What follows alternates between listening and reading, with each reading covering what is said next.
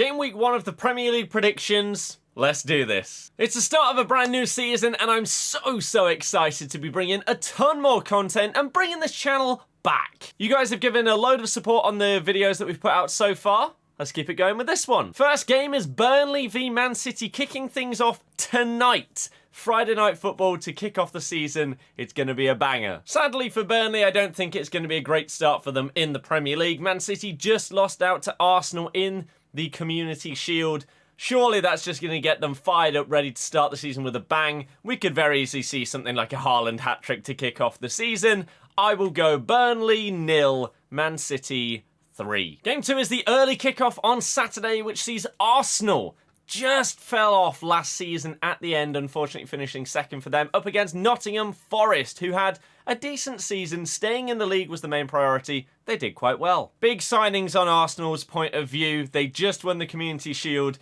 This is a kickstart to the season to say, we mean business. Last year was not a one-off. And so being at home as well, I feel like this has to be Arsenal 3, Notts Forest 0. Two struggling teams last season. Bournemouth against West Ham is the first of the 3 o'clock kickoffs.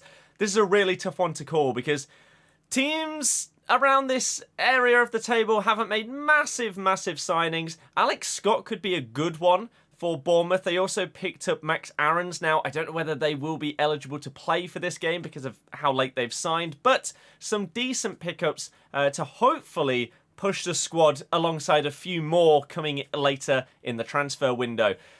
Tough game, really tough game. West Ham winning the Conference League Cup, obviously a big success for them, but they've lost Declan Rice, which is basically the linchpin of their team. So I think it's going to be a hard game. I'm going to go Bournemouth 1, West Ham 1. Next we have Brighton v Luton. A massive fixture for 2 completely different reasons. Brighton had a fantastic season last year, starting off with Potter, and then obviously Chelsea happened. De Zerbi came in, kept this really exciting brand of football going, and even though losing players like Bissouma seemed like it was going to be a massive loss, no, doesn't matter. Caicedo, they just have this conveyor belt of players.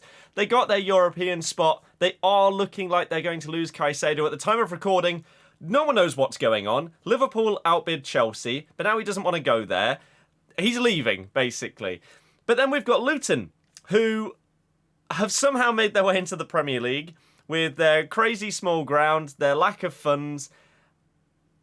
It's a bit of a fairy tale story. If they manage to stay in the Premier League, it will be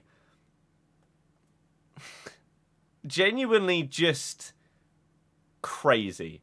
So, I'm sorry to any Luton fans that may watch it, but as with basically everyone else that's going to do these, obviously I'm going to put Brighton to win this. Do I think Luton will be able to do anything against this crazy team?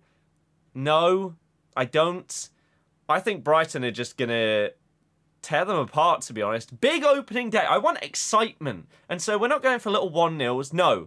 Brighton 4, Luton 0. Everton v Fulham is the next 3 o'clock fixture. This is a tough one, isn't it? Everton were terrible last season. The only reason why they stayed up is because us, Southampton and Leeds were just also garbage, basically. So, will they kick on this season? A full season under Deitch?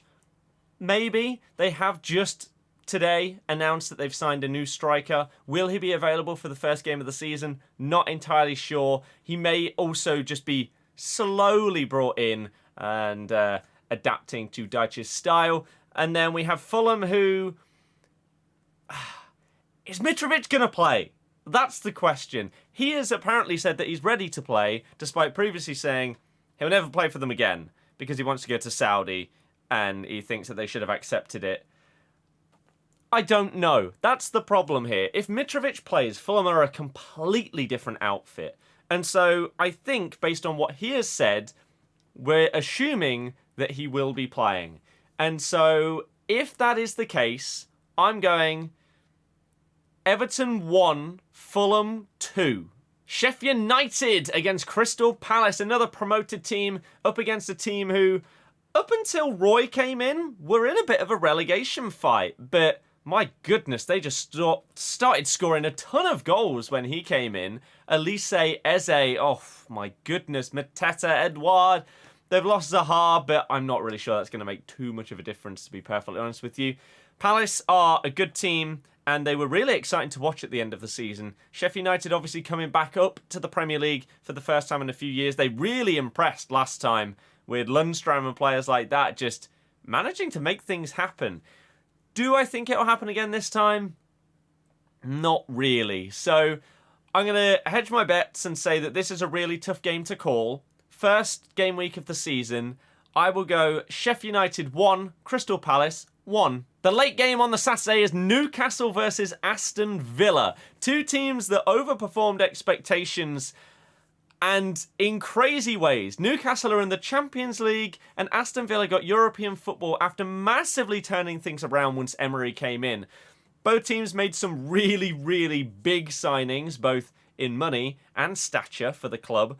Tonali, Harvey Barnes, Livramento for Newcastle. Over at Villa, you've got people like Tielemans, Pau Torres, Diaby. Big, big signings. And under two managers that seem to really get the best out of their players, this could be a very exciting game of football to kick off the season for both of the squads. My goodness, is it hard to call, because Villa were looking so good. Newcastle towards the end of the season dropped off a little bit. So if we're going off their end of season form, you'd say Villa were up here and Newcastle were about here. But it's a new summer, there's new signings, pre-seasons have been underway, you've had people coming out of the blue like Elliot Anderson, for example, for Newcastle in pre-season. Villa have been hit with a massive Buendia injury. Things change. So I think that it's going to be an entertaining game and we're going to see a decent amount of goals, but I can't call a winner, so I'm going to go Newcastle 2, Aston Villa 2. Moving on to Super Sunday, we've got Brentford against Tottenham. New look Spurs, obviously with Ange Postecoglou. However, Harry Kane, as it stands, is not going to be involved in this game. Bayern Munich have agreed a fee with him, but now apparently Spurs want to change some last-minute details, and so will he go, will he not go? We're waiting on updates right now as I'm recording this, but I would be amazed if he plays any part in the game. Now, Brentford, they don't have Tony.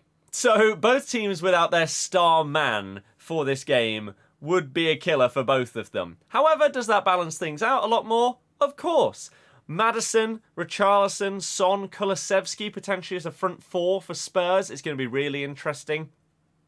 Whereas Brentford are really going to have more of a miss from Tony just carrying. Now, I know obviously Kane has carried as well, but they have some really, really good players. The drop-off from Brentford is more than it is for Spurs. I would argue, especially with the Maddison signing, feeding into Richarlison, maybe he's going to be the main man up front this season and actually score more than 1 or 2 goals. So I think under Big Ange, things are going to be looking more positive for Spurs. They're going to be better at the back this season. They've also signed a new goalkeeper, which they've needed for years, really. So unfortunately, Brentford fans, I'm going to say Brentford 1, Spurs 3. Chelsea v Liverpool, the Caicedo derby, as this is now going to be known this upcoming weekend because of this crazy transfer saga that's been going on over the last 48 hours. It's been absolutely nuts. Both teams having a bit of a reshuffle, aren't they? Chelsea, obviously under Pochettino, surely are going to be much better at the back. They've made big signings across the board. Nkunku getting injured is a really, really big blow for them. However, Jackson has looked good in pre-season. He's going to be able to get more out of people like Mudryk and Madueke this season. You have to think so. Midfield really, really is the problem area for both teams. And they've needed this Caicedo signing, both of them. So whichever way it ends up could genuinely be the winner of this game, assuming he's signed in time to be able to play. Liverpool getting Szoboszlai as well as McAllister is great, but they need that just solid player. And also because he's played right back in the past as well, when Trent does his pivot into midfield, they could switch and he could drop back and help out a little bit more defensively if need be, if he's driving forward with the ball. So whichever team he joins, I'm interested to see how he either fits in this Klopp style or in a Pochettino system. So I really want this to just be a fascinatingly exciting game. And let's go big. It's the first game of the season. Chelsea 3, Liverpool 3. No one can defend. Let's just go goals, goals, goals. And the Monday Night Football to end off match week 1 is Manchester United against Wolves. Wolves are in massive trouble this season. If you didn't see my Premier League predictions the other day, then firstly, go and watch that video. Second, spoiler alert, I have Wolves to go down. They're just in a mess. Man U are on the up. They've signed a couple of players that should really, really be making a big difference here. Onana is key to the Ten Hag system that he wants to play. Højlund, they're actually going to have a striker.